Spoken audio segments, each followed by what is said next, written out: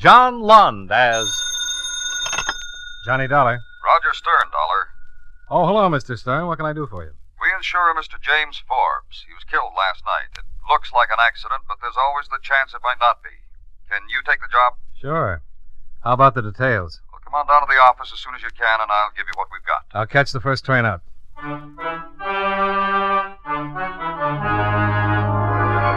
John Lund in another adventure of the man with the action-packed expense account, America's fabulous freelance insurance investigator. Yours truly, Johnny Dollar.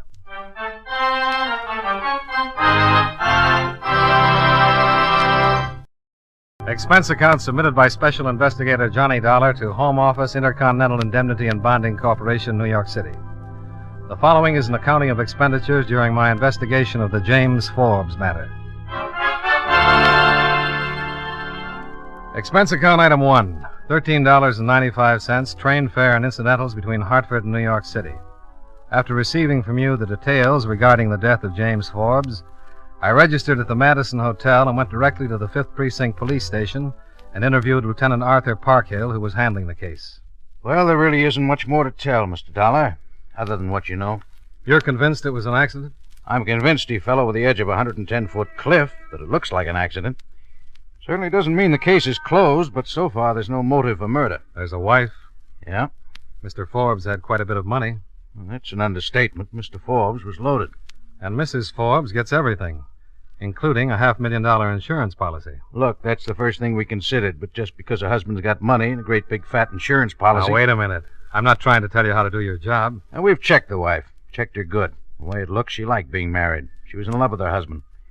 When he went over the cliff, she was in the house. 4 servants can swear to it. He just fell over the cliff. According to everything we can find out, he took long walks every night along the cliffs by the ocean. Last night it was unusually foggy. Certainly possible he got too close to the edge, missed his footing, and did a high dive. How about suicide? At least there's no reason we can come up with. Good health, business doing better than it ever has. Textiles, isn't it? Yeah, biggest in the country. There's absolutely nothing that indicates suicide, especially no suicide note. There usually is. Uh-huh. The Forbes estate is out on the island, isn't it? Yeah. Gonna take a run up? Yeah, I thought I might. Well, thanks for your help. Nice meeting you. Nice meeting you, Mr. Dollar. Let me know if you come across anything.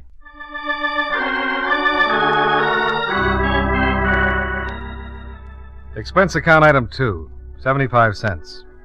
Cab fare to a garage where I rented a car and drove out to the island. The Forbes mansion stood in the middle of a lot of acreage along the shore at the northeastern tip.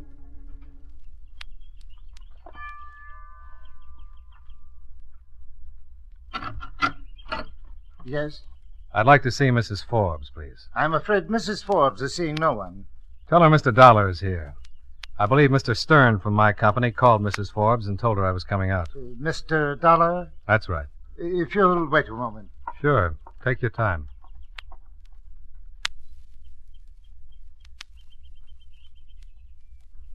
Mrs. Forbes will see you, Mr. Dollar. Mrs. Forbes was expecting you, but neglected to tell me. Mr. Dollar, ma'am. Come in, Mr. Dollar. I'm Mrs. Forbes. How do you do? Won't you sit down? Thank you. Mr. Stern called, said you were coming out. He seemed to think it was necessary. Yes, routine. Unfortunately, in a matter like this... I understand. Better to get it over with. I suppose so. Just a few questions. What time did Mr. Forbes leave the house last night? Right after dinner, around 9. I understand he was in the habit of taking walks. Yes. Last night was the same as any other night. Yes. He seemed, all right? He was fine. Wonderful spirits. Who found him? The police. Did you call them? Yes, after he'd been gone longer than usual, I began to worry. By 12 o'clock, I sent William, my butler, out in the car to look for him. When William returned, I had him call the police. They didn't find him until morning. You're convinced it was an accident? My husband didn't commit suicide, Mr. Dollar. Did he have any enemies? No. No one killed him, Mr. Dollar. Now, if you don't mind, I really don't feel too well. Of course. There's just one more thing. Yes? I'd like to take a look at the place, the spot. I'll have William show you. Thanks.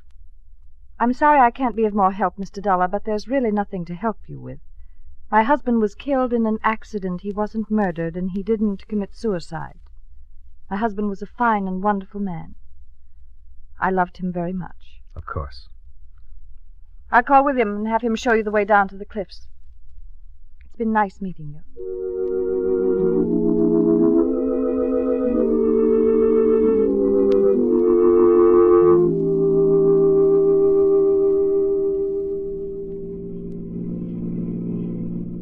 This is a terrible thing, William. Yes, sir. How long have you been with the Forbes? 10 years, sir. Theirs was a good marriage. Oh, yes, sir. About another 100 yards, sir. You can stop here.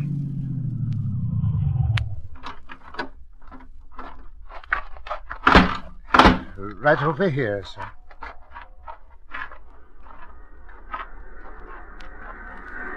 They found Mr. Forbes right down there, sir. Long drop. Yes, sir. Well, I guess under the right circumstances, it'd be pretty easy to miss your footing along here. It was very foggy last night. Yeah. Well, come on. I'll drive you back.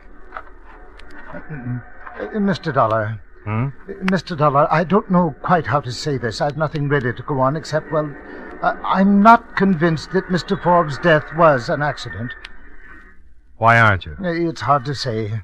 Until this morning, until some time after they found him, I didn't think it could be anything else. When the police questioned me, I didn't even consider another possibility.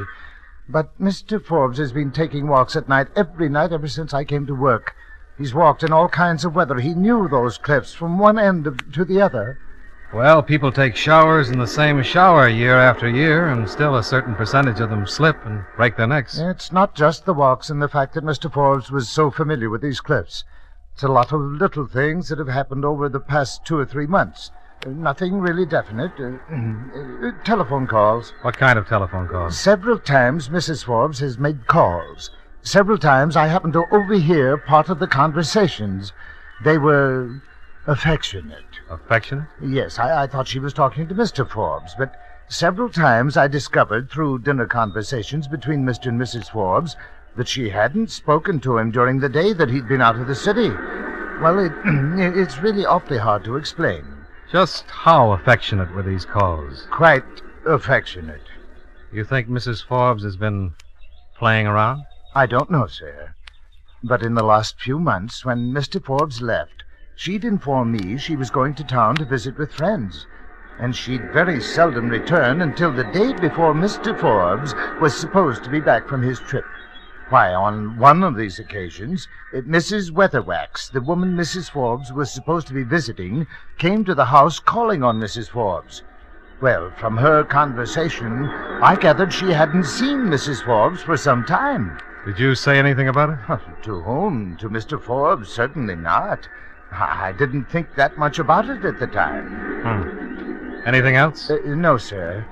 But I suddenly felt that I must tell someone. Sir, if Mrs. Forbes should find out, she'd surely dismiss me, and I couldn't blame her. I won't say anything. Thank you, sir. Well, come on. We'd better start back. I do hope I haven't started something I'll be sorry for. Do me a favor. Well, certainly. If Mrs. Forbes gets any more of those phone calls, see if you can find out who's on the other end of the line. I'll try. You can reach me at the Madison Hotel. Yes, sir.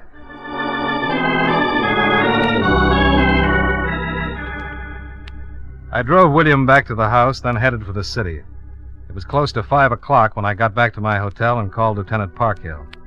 I told him about my conversation with the butler, and he was interested. He agreed to do some more checking on Mrs. Forbes' friends, especially the men. Expense account item 3, $7.50, dinner. After which I took a short walk, then returned to my hotel to get a good night's sleep. I was just turning off the light when the phone rang. Johnny Dollar. This is William, Mr. Dollar, the Forbes butler. Oh, yes, William. Mrs. Forbes received a phone call about half an hour ago. You find out who he is? No, sir. Well, that's not going to help much. I thought you could discover his identity. How could I do that?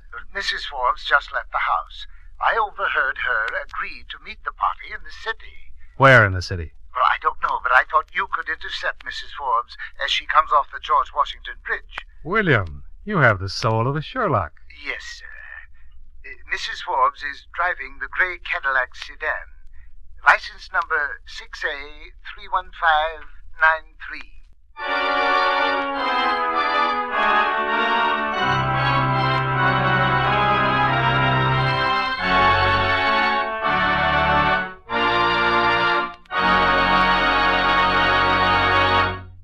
And now, with our star, John Lund, we bring you the second act of Yours Truly, Johnny Dollar.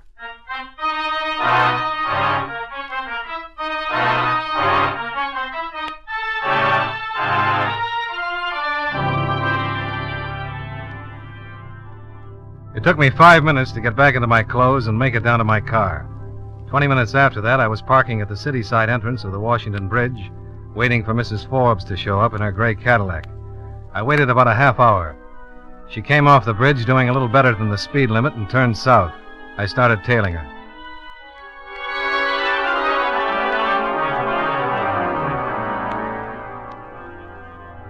I stayed about a block behind, and Mrs. Forbes led me across town.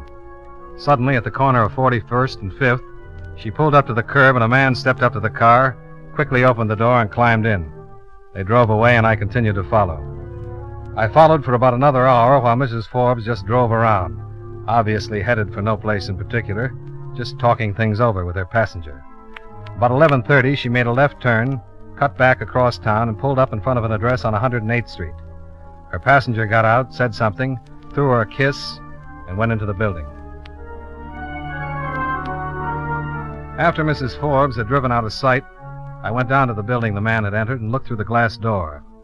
He was going into an apartment at the end of the hall. I checked the apartment number, 1D.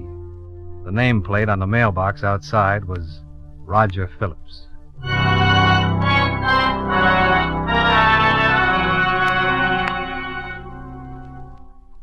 I don't know Roger Phillips, Dollar. Name's familiar, though. I'll check on it. Where are you? In a drugstore on the corner. Hey. What? Cab just pulled up in front. Of the drugstore? No, 953 East. I can see it through the... Hold it. What? I'll call you later, Lieutenant. My man just came out. He's getting into the cab. Goodbye.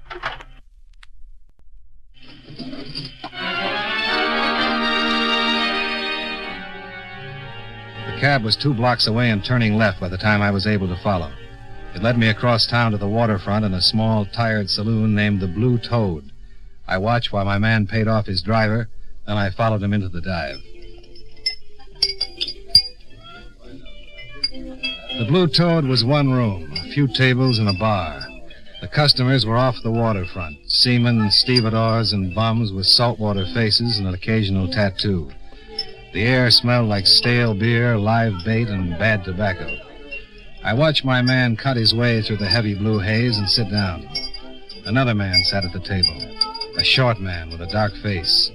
I found a table near the door, gave my order to a waiter with a crusty apron, and relaxed to see what was going to happen.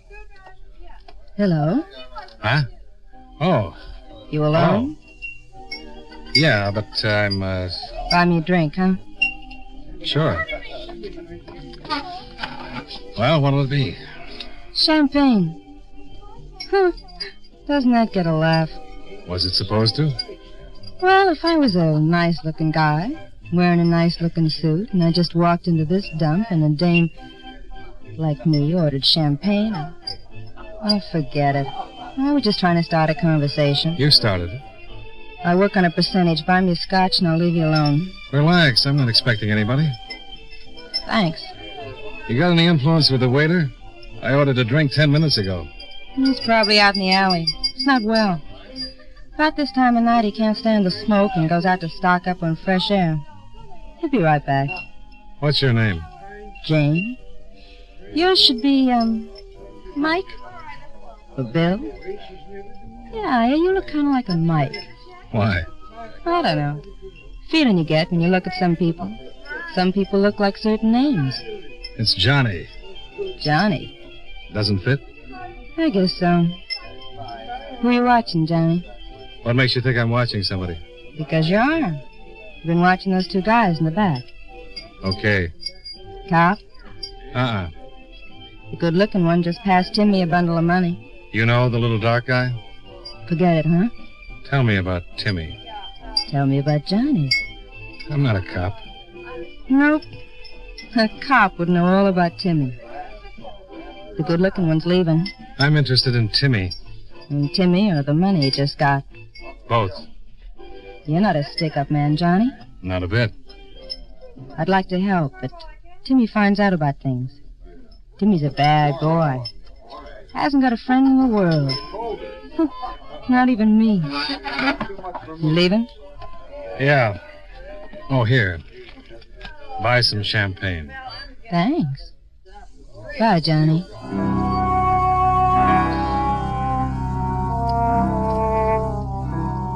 Outside, the air was fresh and clean. I got into my car, lit a cigarette, and waited for the dark little man named Timmy to come out. In about 5 minutes, he did. He crossed the street and climbed into a car. He drove west, and I followed. About 10 blocks later, I stopped and watched Timmy park in an all-night garage, then crossed to a hotel called the Bayview. He went in. I found a phone and called Lieutenant Parkhill. Timmy? About 5'9", dark complexion, dresses a little too sharp. Timmy Collins. Oh, what about him? Bad boy. Yeah, so I've heard. Assassin, but nobody's been able to prove it. I didn't even know he was in town. He shouldn't be. Why not? Oh, it was an old rap. Forgery. Huh. You find anything on Roger Phillips? Oh, yeah. Socialite playboy. Makes the columns about once or twice a week. Never very flattering. Does he know Mrs. Forbes? Oh, he might. Runs around in that circle. He's been in town for about a year now. He comes from... What's the matter? Just gonna say he comes from Cleveland. Yeah? Just remembered. So does Timmy Collins. Did you check on Phillips in Cleveland? Well, the kickback hasn't come in yet. Won't get it till tomorrow morning. Only thing we've got on him here is what I've already told you. What are you going to do about Timmy? Let him alone for a while. Stake out the hotel, see what he's up to. What are you going to do? Go back to my hotel and get some sleep. I'm bushed. And I'll talk to you in the morning. Yeah.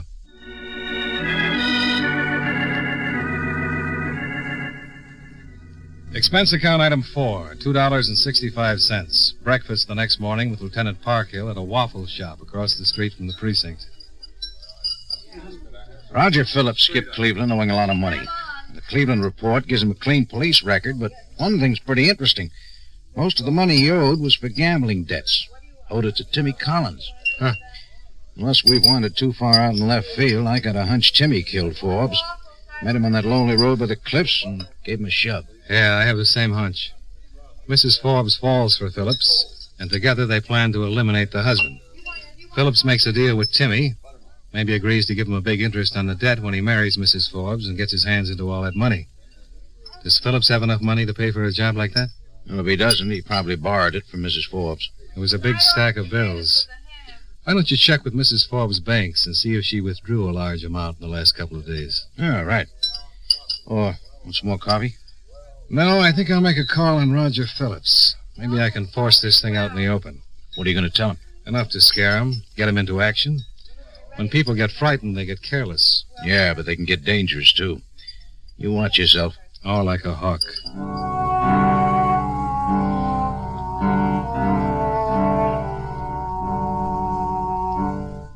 Roger Phillips was still sleeping when I knocked on the door. I kept pounding till he opened it and squinted at me through puffy eyes. I introduced myself, and he showed me into a well-furnished small apartment. He put on some coffee, lit a cigarette, and sat down on the couch. Oh, it's a little early for me, Mr. Dollar. Yeah. Sit down. The coffee won't take long. You're an insurance investigator. That's right.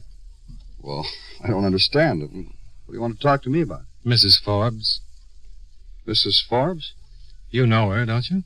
Mrs. Forbes. Well, I know one Mrs. Forbes, a casual. I'm not going to play with you, Phillips.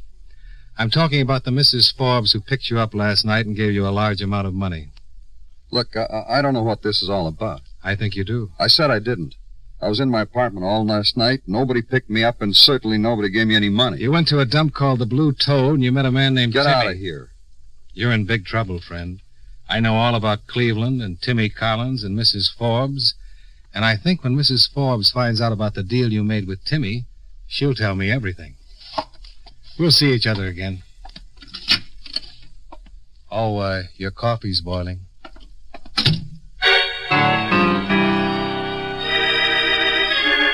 Well, I'd given him the bait. A lot of hunches, but from his reaction, I was sure I'd scored. I went downstairs, crossed the street to the drugstore, waited 5 minutes to give Roger enough time to make his calls. Then I slid into the phone booth and made a call of my own. Yes, sir.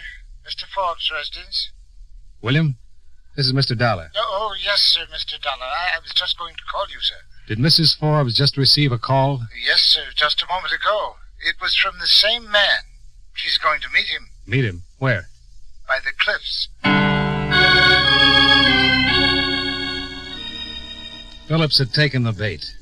Only 2 people could implicate him in Forbes' murder, Mrs. Forbes and Timmy, and he'd called Mrs. Forbes to meet him by the cliffs.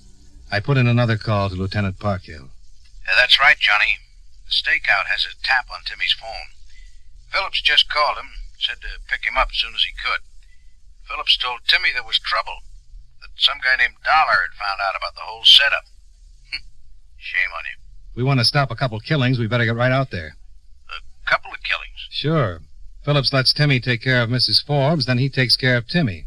It's the only way he can protect himself. I'll pick you up in 5 minutes. Oh, by the way, I checked with the bank. Mrs. Forbes made a withdrawal day before yesterday. $10,000. The lieutenant was as good as his word. In 5 minutes, he pulled his squad car up in front of the drugstore, and I got in. Oh, you want to wait for Timmy to pick up Phillips and tail him? Oh, we know where they're going. Better if we get there ahead of time. Right.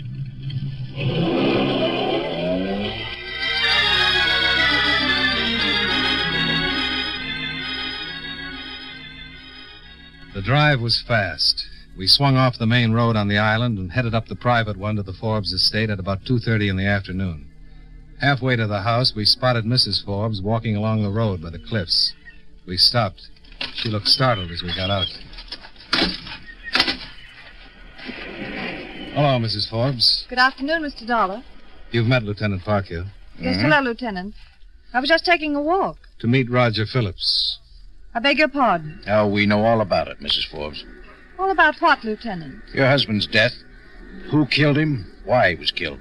I'm afraid I don't understand. My husband was... Roger Phillips will be along any minute. The man he paid to kill your husband will be with him. I think he intends to kill you. This is the most ridiculous... Mrs. Forbes. Roger Phillips left Cleveland owing a large gambling debt to a hoodlum named Timmy Collins. Last night you picked up Mr. Phillips and gave him $10,000, which he in turn gave to Collins. And we think he made another deal with Timmy. After he married you, he could pay off his gambling debt with interest. Might as well tell us about it, Mrs. Forbes. He doesn't care about you. You and Timmy are the only ones that can implicate him. And he's on his way here right now to see that you don't. I don't believe you. Well, then find out for yourself. We'll duck the car behind those trees and give you plenty of protection when he gets here. Find out for yourself.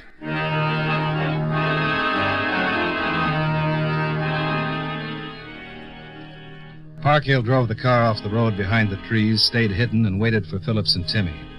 Mrs. Forbes stood quietly looking out to sea, her hands at her sides, bunched into small fists. She stood like that, not moving, even as the car came down the road, heading right for her. She turned and saw the car bearing down on her and picking up speed, and then she knew we weren't lying. But still, she didn't move, and the lieutenant and I went to work. The car was about 50 yards away when we stepped into the road. Timmy was driving and saw us the same instant Phillips did and tried to put on the brakes as we raised our guns.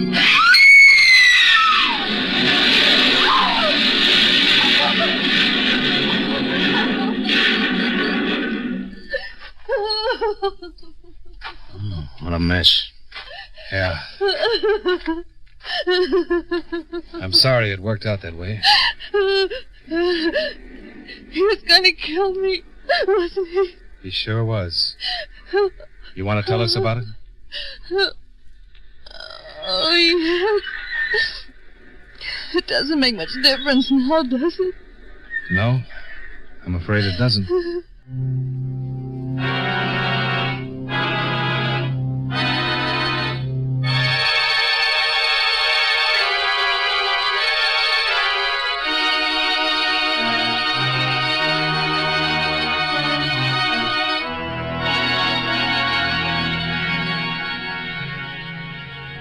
Expense account item 5, $25.88, car rental and gas. Expense account items 6 and 7, $93.75. Hotel bill, train fare, and incidentals back to Hartford. Expense account total, $148.48. Yours truly, Johnny Dollar.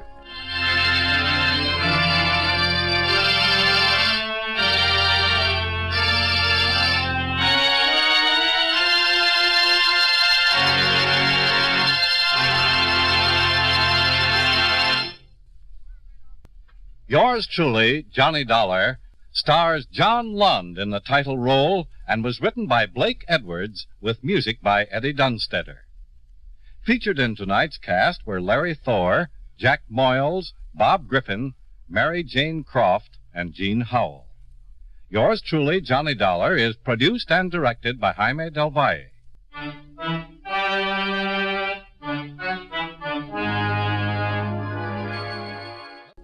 This is Charles Lyon, inviting you to join us again next week at this same time when, from Hollywood, John Lund returns as... Yours truly, Johnny Dollar.